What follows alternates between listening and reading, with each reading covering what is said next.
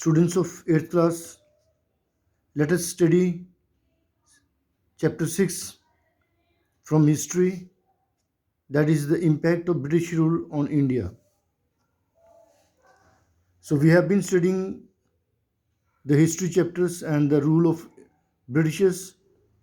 Last chapter was traders, rulers, and how they completed the conquest of India.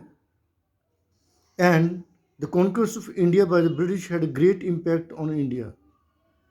Okay, because the administration throughout India became one, and the British domination of India brought about many fundamental changes.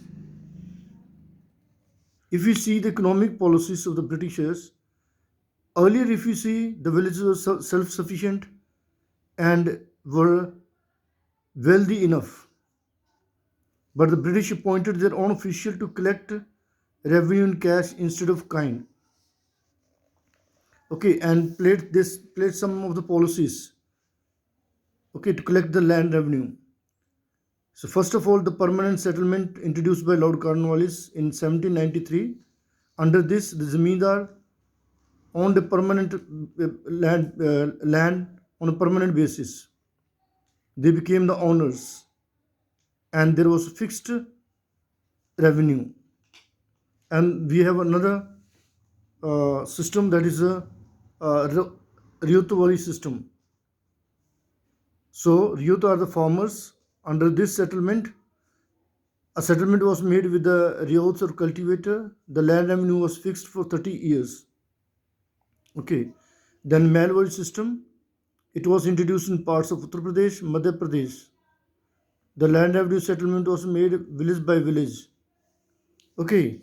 So this had impact on India. Many of the farmers dispossessed, left their land.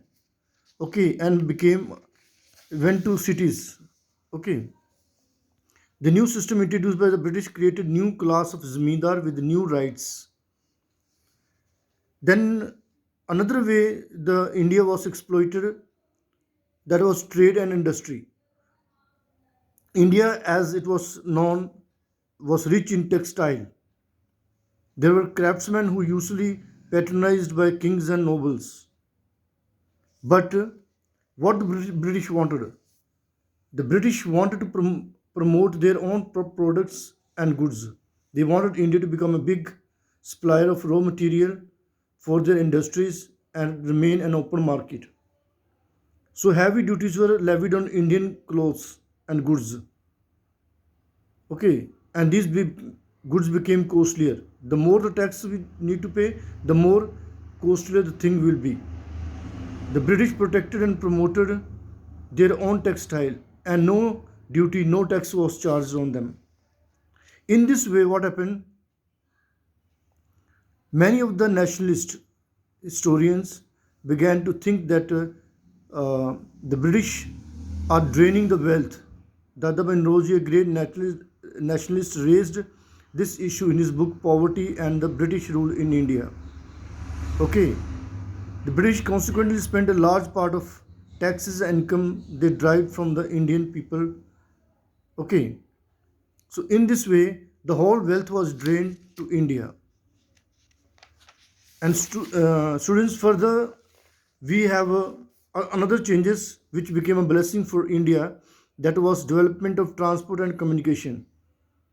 That means government paid attention to improve the means of transport for themselves, to carry goods from one place to another, to carry army from one place to another.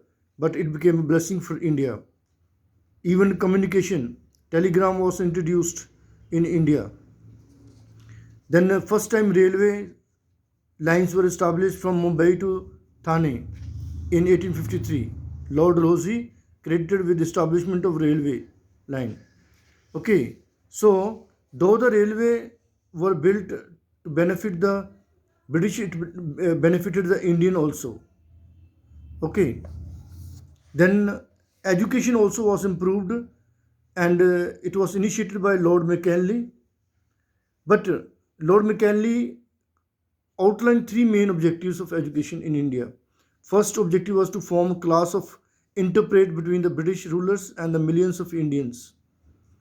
The second objective was to create a class of persons, Indian blood and color, but British in taste. The third objective was to obtain cheap supply of clerks for holding subordinate posts. So this was their main motive. Okay.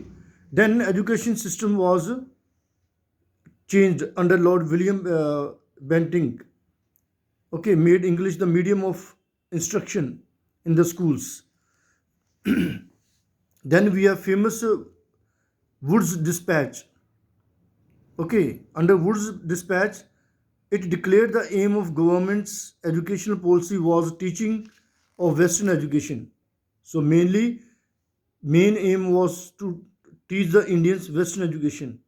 Okay, the education was desired to see extended in India. Second point was as to the medium of instruction, it declared that for higher education, English language was the most perfect medium of education. Okay, it also emphasized on vernacular language, also local languages. It proposed the setting up of vernacular primary school in the villages. It recommended a system of grants in aid. That means aid will be given to the schools. Okay. Then there was impact on new educational reforms. Okay. English was made the medium of instruction. All funds of education were spent on imparting education, but only the upper and the middle class of the society benefited this. The new education policy created gulf between the newly educated Indians and the masses. Okay, the masses, other masses remained poor and illiterate. But all the effect of this new education policy were not negative. English became the link language between the people in different parts of India. Thus, many Indians got educated. Indians learned about modern political views prevailing in the West, that is liberty, equality, fraternity, and they applied on the Indians. And thus there was a cultural and social impact. There were reforms like a sati system was abolished. Widow remarriage was proposed by William Lord Bentinck with the help of Raja Ram Mohan Roy. Caste system was blamed. A strong movement in support of widow remarriage was started by the Ishwar Chandra. So such changes took place in India. So that's all from this chapter. The question answer and the exercise will be sent in the WhatsApp group. Thank you.